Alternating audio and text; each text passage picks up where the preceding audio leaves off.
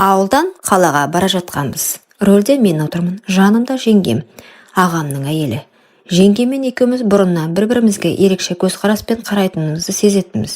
Бірақ ешқашан тыйым шекарасынан аттап көрмегенбіз. Сол күн ерекше болды. Жол ұзақ еді. Машинаның іші тым-тырыс. Радиодан баяу әуен ойнап тұрды.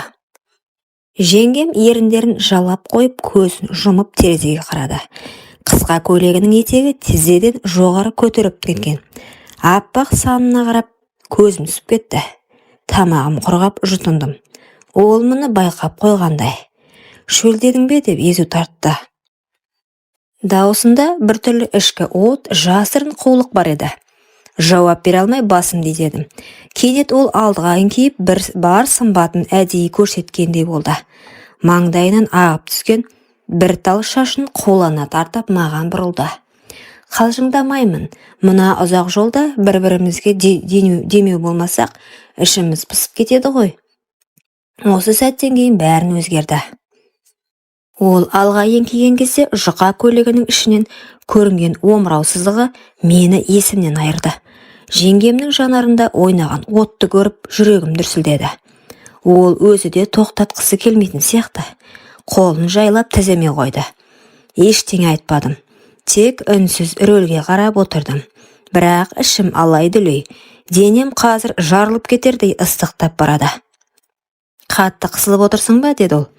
Еппен даусы сыбырлап шықты. Құлағыма жеткенде денем мұз болып бір сәтте отқа оранғандай ысып кетті. Сосын тағы да. Ағаштар арасында алаң бар дейді ғой. Тоқтап демалып алсақ қайтеді? Бұл ұсынысты күтпегендей болдым, бірақ ойымда дәл осы болған. Рөлді оңға бұрып, ескі орман жолағына қарай бұрылдым. Машинамыз көлеңкелі жерге тоқтады. Іштегі тыныштық екеумізді де буып бара жатты. Ол баяу қозғалып жаныма келіп отырды, саусақтарыма жанаса ұстап. Мұны екеуміз ұмыта алмаймыз, білемін, бірақ сен туралы тым көп ойлай берем, деді. Көзіне қарағанда, онда іңкәрлікте, тыйымда, ашу мен ынтықтық араласқан сезімдер бар еді. Сол сәтте оның бетінен ақырын сүйіп қалдым. Қарсыласқан жоқ, керісінше мойныма оралып, демін мойнына төкті. Екеуміз үнсіз түсінісіп, бір-біріміздің ыстығымызға иіріп, баяу, асықпай шешіндіріп, алақанымен сипап, денені сөзсіз сөйлетіп, тым тереңге сүңгідік. Сол күннен кейін бәрі өзгерді. Көліктің іші тым тыныш еді. Жеңгем әлі де жаныма сүйеніп отыр. Шашынан тараған иісі жүрегімді шымырлатты. Аз ғана уақыт бұрын болған сәт. Қазірдің өзінде өңім бе, түсім бе, айыра алмай отырмын. Біз бұлай болмауымыз керек еді, деді ол сыбырлап. Даусы дірілдеп шықты. Бірақ беті әлі де менің иығымда. Аяқ киімінің ұшы шөпке батып кеткен. Көйлегі мыжылып қалыпты. Мен үндемедім. Қолымды оның жамбасына қойып, жай ғана сипадым. Бұл жауап емес. Бұл қимастық еді. Саған сендім, бірақ өзімді ұстай алмадым. Мен де, тек сен болдың көз алдымда. Басқаның бәрі өшіп қалды. Жеңгем орнынан тұрып, көйлегін түзеп, айнаға қарап шашын реттеді. Бірақ көзі әлі де менде. Ішінде не жатқанын оқи алмадым. Сезім бе, өкініш пе, әлде екеуі бірдей ме? Ағаң білсе не болады, деді ол ақырын ғана. Білмейді. Бұл тек екеумізге тиесілі. Осы ағаштардың, осы жолдың, осы машинаның ішінде ғана қалу керек. Ол күрсінді, терең, қиналған күрсініс. Бірақ ештеңе айтпай орнына қайта отырды. Жолды жалғастырдық. Бірақ бұл сапар бұрынғыдай емес еді. Көлік ішінде үнсіздік, тек радиодан баяу ән ғана естіледі. Сырт көз ештеңе байқалмас еді. Бірақ екеуміздің жүрегімізде бір құпия мәңгілікке орнығып қалды. Ауылға қайтқаннан кейін бәрі бұрынғыша көрінді, бірақ мен үшін өмір ешқашан бұрынғыдай болмады. Күнде таңертең көзімді ашқанда есіме түсетін жалғыз адам, жеңгем. Түнде көзімді жұмғанда сезетін жалғыз жан тағы да сол. Бір апта өтті, тағы да бір апта. Ол үндемеді, мен де үндемедім, бірақ кездейсоқ көзіміз түйіскенде екеумізде бәрін қайтадан сезінетінбіз. Бір күні кешке аула жақта жүргенде ол маған жақындап: "Сен де тыныш ұйықтай алмай жүрсің бе?" деді. Үнсіз басымды изедім. Ол жан-жағына қарап, екеуміз отырған орындыққа жайғасты. Қараңғы түсіп кеткен. Ағаш жапырақтары сыбырлап, біртүрлі тылсым атмосфера орнағандай болды. "Мен өзімді жақсы сезінбей жүрмін", деді ол ақырын. "Не болды? Ауырып жүрсің бе?" Ол жауап бермеді. Көзін тайдырып әкетті. Сол сәтте жүрегіміз өте қалды. "Сен бірдеңе сезіп жүрсің бе?" дедім. Ол ернін тістелеп: "Кешіккеніне 3-ші күн." Тынысым бір сәтке тоқтап қалғандай болды. Сөз таба алмай қалдым.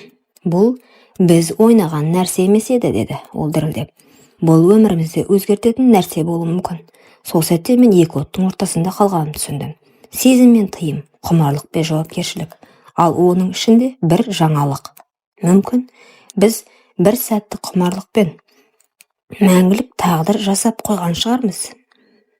Бәрін ұмытып, алда жоқтай көрініп жүрген күндердің бірі еді. Аулада жалғыз тұрғанымда үйден жеңешем жүгіріп шықты.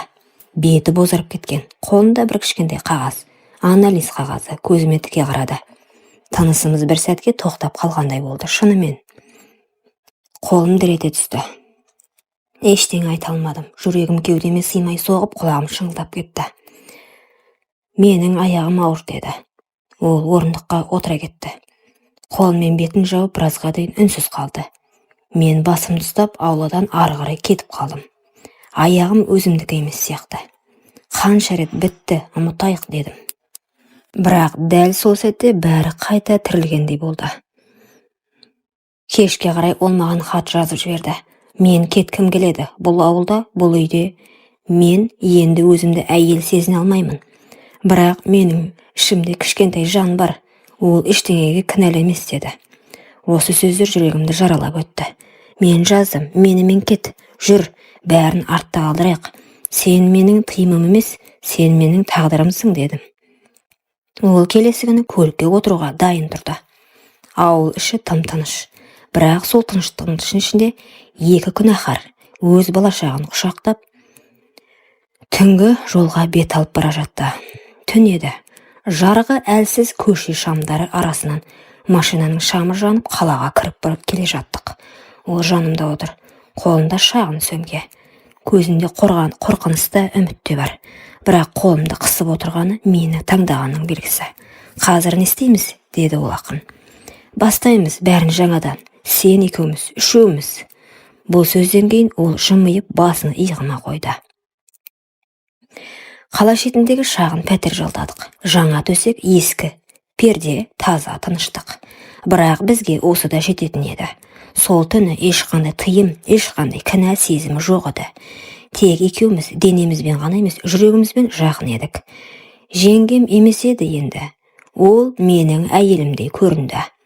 Баяу музыка қосып қойып, бөлменің ортасында биледік. Ол күлді, мен таңырқап қарадым. Бұрын мұндай шаттығын көрмеппін. Бір сәтте қолыммен белінен тартып, маған жақындаттым. Ерніме жанасып, көзін жұмған күйі сыбырлады: "Саған сенемін.